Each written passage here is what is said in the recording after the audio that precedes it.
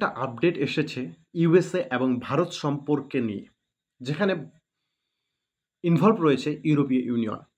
Dear friends, তোমরা সবাই জানো ভারত রাশিয়া থেকে তেল ইম্পোর্ট করে, কাঁচা তেল, ক্রুড অয়েল, এবং সেটাকে পরিশোধিত করে ভারতের নিজের জন্য ব্যবহার করে এবং বাড়তি তেল এক্সপোর্ট করে কোথায়? আমেরিকা, ইউরোপ, এই সমস্ত দেশে। রিসেন্টলি যখন ইউএসএ ভারতের সাথে এই ধরনের ট্যারিফ যুদ্ধ খেলছে, সেই সময় রাশিয়ান তেল কেনার জন্য ইউএসএ ট্যারিফ লাগিয়েছে ভারতের ওপরে। কিন্তু তোমরা সবাই জানো আমেরিকা যা করবে, ইউরোপীয় ইউনিয়ন তার সাথেই থাকবে। মানে ভারতের কাছ থেকে পরিশোধিত তেল ইউরোপীয় ইউনিয়ন কেনে, সেই তেলে তারা স্যাংশন লাগিয়েছে, তারা আর ভারতীয় সেই পরিশোধিত তেল কিনবে না। তারা এইভাবে ভারতকে ভাতে মারার চেষ্টা করেছে যে ভারতীয় তেল আর কিনবে না, তাহলে ভারত আর রাশিয়া থেকে ইম্পোর্ট করবে না, তাহলে রাশিয়াও আর ফান্ডিং পাবে না, যার ফলে ইউক্রেনের সাথে যুদ্ধ করতে পারবে না। কিন্তু ভারতের সামনে এই তো বড় বিপদ আসার পরেও ভারতকে সাহায্য করার জন্য চলে এসেছে কে? চীন, যার সাথে চিরশত্রুতা। কিন্তু বর্তমানে ভারত, রাশিয়া, চীন যেভাবে একজোট হয়ে কাজ করছে, যদি দীর্ঘ সময় এভাবে ভারতীয় সাথে এই দুইটা দেশ রাশিয়া এবং চীন একসাথে কাজ করতো, যদি ভারতের সাথে চীনের সেরকম দ্বন্দ্ব না থাকতো, তাহলে হয়তো বা ইউরোপীয় ইউনিয়ন বা ইউএসএ কেউ কোনো মেটারই না ভারতের কাছে। ঠিক সেরকম একটা উদাহরণ তৈরি হয়েছে যে ভারতের সামনে যখন স্যাংশন লাগিয়ে দিয়েছে ইউরোপীয় ইউনিয়ন, সেই সময় ভারতীয় তেল কেনার জন্য এগিয়ে এসেছে চীন। কালকেই ঘোষণা করেছে চীন ভারতীয় সেই পরিশোধিত তেল কিনবে।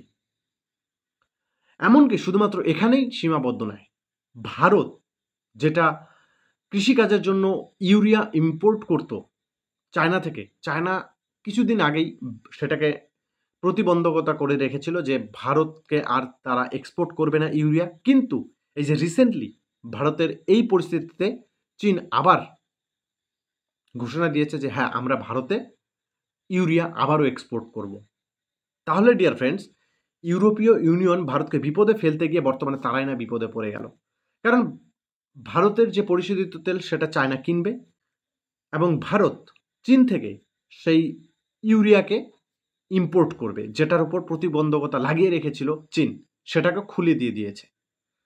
তো ডিয়ার ফ্রেন্ডস, একটাই কথা, যদি ভারতীয় সাথে এই দুইটা দেশ মানে এশিয়ার এই ত্রিশক্তি একসাথে জোটবদ্ধ হয়, তাহলে কিন্তু কেউ ভারতের সাথে বা রাশিয়ার সাথে বা চায়নার সাথে পারবে না। শুধুমাত্র এখানেই বন্ধ ভারতের সাথে চীনের বর্তমান সম্পর্ক সেটা নয়, ভারতে আসতে চলছে চীনের যে বিদেশ মন্ত্রী রয়েছে, সে ভারতে আসতে চলেছে এবং ভারতে এসে সেখানে আলোচনা করবে বর্ডার ডিসপিউট নিয়ে, যেটা অরুণাচল প্রদেশ, লাদাখ নিয়ে ভারতের সাথে চীনের গালওয়ান নিয়ে মাঝে মধ্যে একটু দ্বন্দ্ব লেগে থাকে।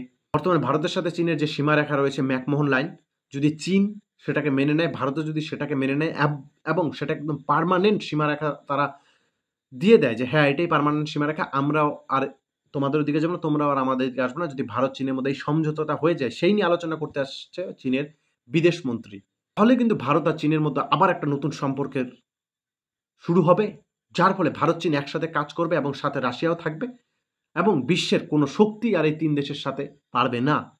শুধুমাত্র ভারতীয় সরকার যদি এই সমস্যাটা একটু সলভ করতে পারে এবং একটা শান্তিপূর্ণ পরিবেশ তৈরি করতে পারে ভারতের সাথে চীন, তাহলেই কিন্তু আমরা নতুন ভারত দেখব, নতুন শক্তিশালী দেখব। ইউরোপীয় ইউনিয়ন, ইউএসএ সমস্ত কিছু তখন মাথা নত করে চলবে। যেভাবে ভারত এবার ডোনাল্ড ট্রাম্পের এই ট্যারিফের ফলেও প্রতিবাদ করেছে, যেভাবে ভারত দেখিয়েছে তার ক্ষমতা, তুমি লাগাও না 25 থেকে 50-100% ট্যারিফ, আমি কখনোই মাথা নত করছি না। কারণ ভারত সার্ভাইভ করার একটা কান্ট্রি। ভারতে মোগলরা এসে শাসন করে গেছে, ভারতে ব্রিটিশরা এসে শাসন করে গেছে, তাও ভারত টিকে ছিল। আর সাধারণত 50% ট্যারিফ 2 বছর পরে ডোনাল্ড ট্রাম্প 3 বছর পরে এমনিতেও হেঁটে চলে যাবে, নতুন সরকার আসবে, তখন হয়তোবা পলিসি চেঞ্জ হবে। তো ডিয়ার ফ্রেন্ডস, কাউকে কখনো বিপদে ফেলতে গেলে নিজেরাই না বিপদে পড়ে, এইরকমই পরিস্থিতি হচ্ছে ইউরোপীয় ইউনিয়নের। তো তোমরা জানাও এই ভিডিও পরিপ্রেক্ষিতে তোমার মন্তব্য।